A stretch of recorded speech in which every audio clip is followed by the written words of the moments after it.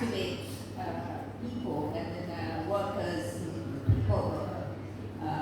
is, I think, a very important perspective of that. Hold your questions because we will come to them eventually. The next speaker is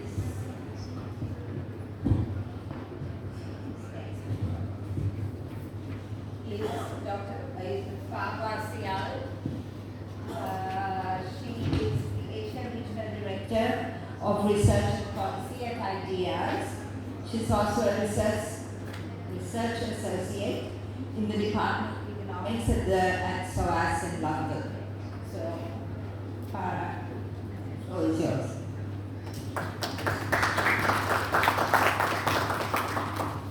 Thank you. Hi, everyone, and thanks for being with us today and giving us your time.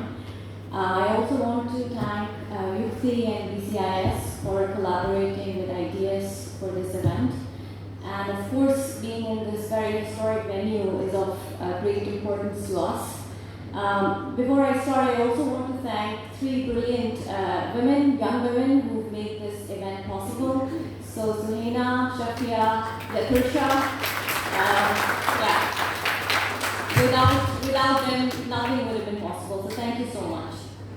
So the year is 2025, and here we are commemorating the 70th anniversary of the Bandung Conference.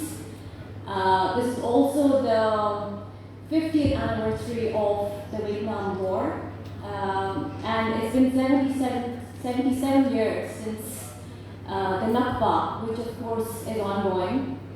And just last week was the Remembrance Day for the genocide in Namibia.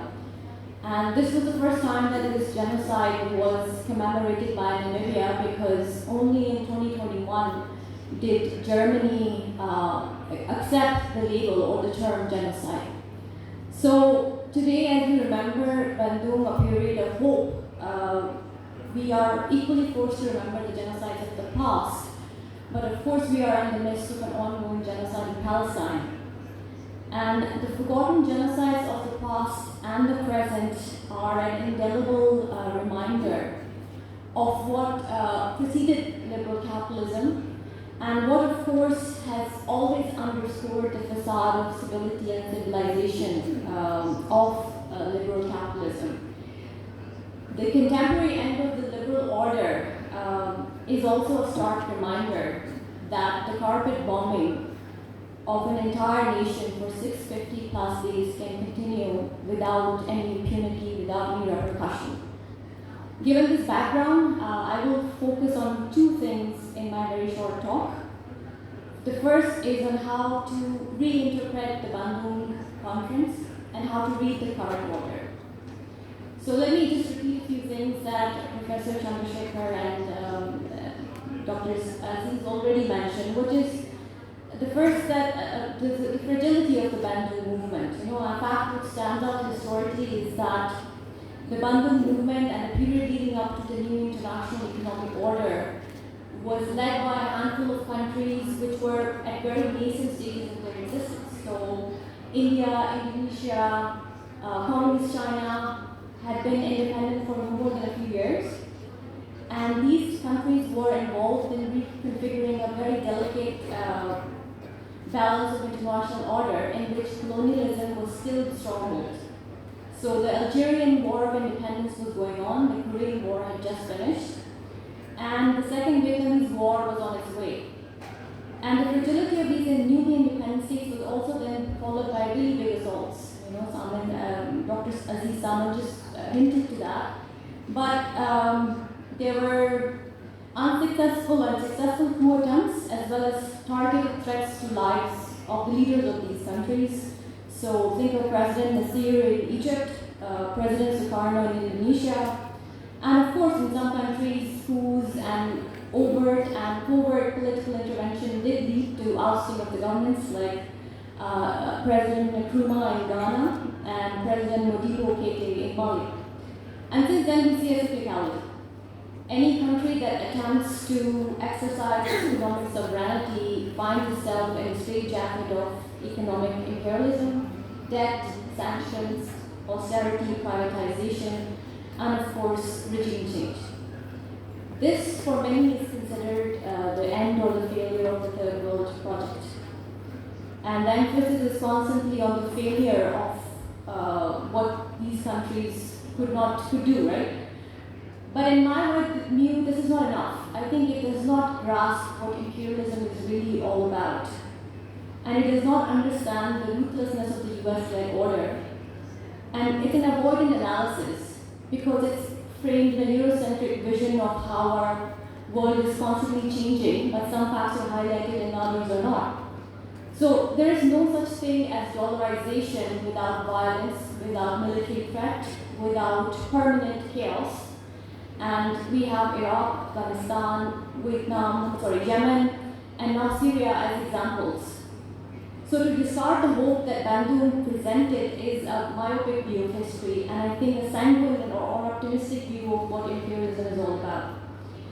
And given the nature, brutality, and immiseration of the people of the Global South, to say that Bandung was a hope is not enough, because we then also have to counter for the numerous social upheavals in Zimbabwe, in Venezuela, in mass struggles in Latin America and the Caribbean, to show that there has been no stagnancy in responses to imperialism.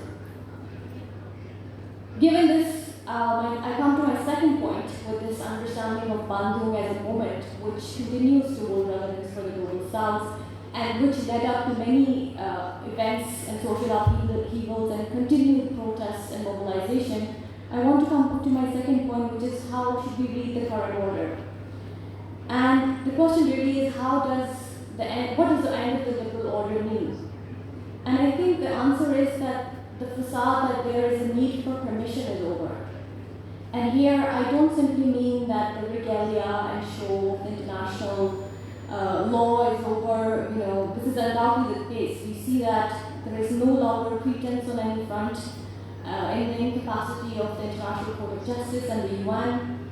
What I really mean is that the liberal order is concurrently accompanied by the rise, escalation, and deepening of militant struggles around the world.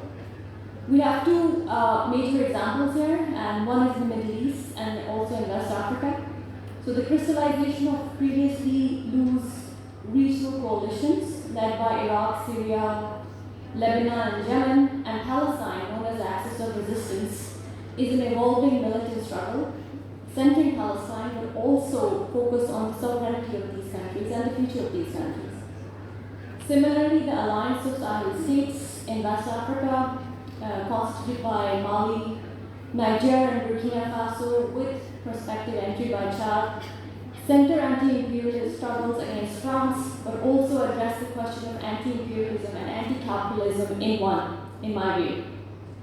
The point that needs emphasis is that the character of these militant struggles will shape the dialectic of the new order. And I say this because we do talk about very important or crucial policies such as dollarization, de-dollarization. We talk about the BRICS and multipolarity. We talk about the potential of a new credit rating agency coming from Africa, and the rise of new coalitions, sometimes clinging to the UN or sometimes beyond the UN. But we often don't try to understand what's happening at the militant struggle level. And unlike the Bandung Conference, which was a coalition of various forces which were sometimes contradictory, I think the evolving nature of current militant struggles need to be understood in the question that they're raising, which is not for a different model of capitalist surplus distribution, but actually against the capitalist value production itself. This, as I said, remains evolving, but the character of this needs to be compared to what we have before us, and then move forward. So, this is not an intellectual debate, I have to emphasize, but one which hinges on national liberation and national, actually planetary and generational survival at the moment. So, in other words, what I'm saying is that since violence is no longer coded in economic policies, but naked in its assault, our energies must be focused on a broader notion of resistance, historically grounded in the shadow of resistance in the Algerian, Haitian, and Vietnamese War of Liberation. And this indeed is the principle of Bandung movement, which underscores, and I quote, nations have the right to defend themselves either individually or collectively as outlined in the UN Charter. And of course, a related point to the rise of militancy is what I think is very well known in Sri Lanka, which is that the majority of the global south is in a state of emergency. Coming out of one of the greatest global pandemic, which was COVID, extreme indebtedness, rising energy prices, rising food prices, and complete subordination to the international or abstract capital markets means that there is a future full of unrest, violence, and disorder. And as states become empty vessels with hordes of climate migrants seeking security, the problem is actually globalized and no longer one which borders can seal. So based on this, to conclude and remember the Bandung movement, I think there are just two choices for the future ahead of us. A future with socialism built for humanity and human survival, or a future with capitalism which is built for fascism, and the reproduction of unimaginable violence which we see unfolding before us.